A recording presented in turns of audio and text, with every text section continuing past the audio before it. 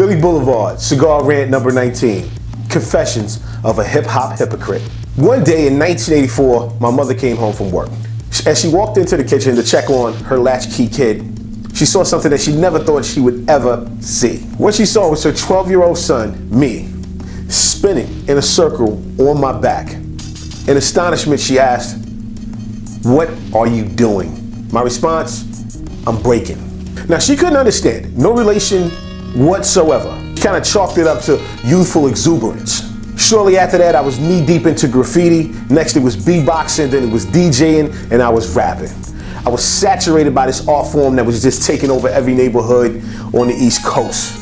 It was hip-hop. We created it out of thin air, all right? We're talking about a brand new art form introduced to the world for some of the most underprivileged people you could imagine. I belong to that very elite group of people, that generation that started it. I was there from the beginning. I loved every part of it. We controlled the pace. We defined it. We made up the rules as we went along. We turned it into a culture. We weren't just fans, we were also practitioners, and our passion for this culture just oozed from our pores. Again, the main pillars of hip hop then: breakdancing, graffiti, DJing, MCing. But you also had slang and our own style of dress. Everything that we needed to have a distinct culture. We owned it. Corporate America, to corporate America, we were some kind of a distant rumor. There were no hip hop stations, there weren't even videos, no CDs, nothing of the sort, all right?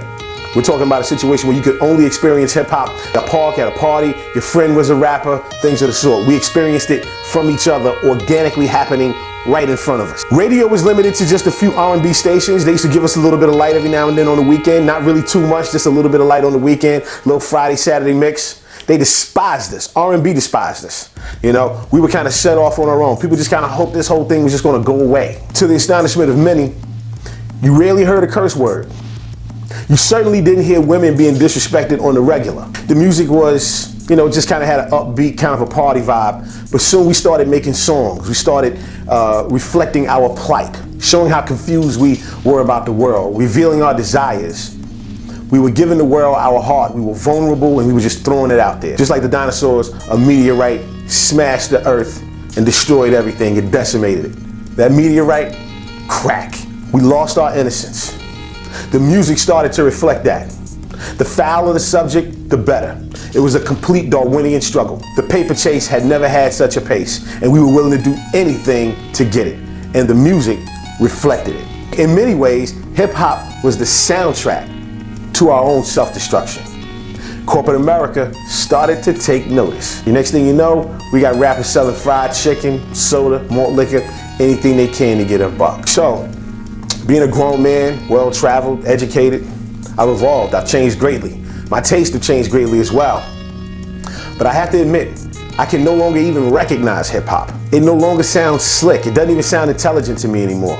There's nothing there. It's just vacuous, hollow shell of itself. It lost the ferocious delivery. I remember rappers had a voice that was like a trumpet over a beat, extemporaneous, with fury. I remember the content. I remember learning about my own history as a black man in America via the music. Now I see there's no regional flavor. I remember flying to LA and hearing music that I had never heard before. I remember the South having its own thing. I remember the Midwest had its own sound. Now, it's complete uniformity. Everybody sounds the same. Top 40 runs the table. Radio dictates the pace. But the bottom line is this: you can't be a hip-hop hypocrite. You see, just like my mother, when she came home and she saw me spinning on my back, and she saw me wearing Adidas shell toes with no strings in them, and soon I was wearing cable rope chains, four-finger rings, gold fronts. That generation looked at us as if we were Martians. We have to understand that the same thing is happening now. We can't relate to what's going on in hip-hop. While I am able to cite some things that I legitimately don't like, what we gotta do is get a corn dog and watch the show. Because trust me, they looked at us like we were crazy when we were coming up, the same way we're looking at a lot of young people like they're crazy while they're coming up. And the same way we figured it out, they're gonna have to figure it out too. But we gotta help them along the way.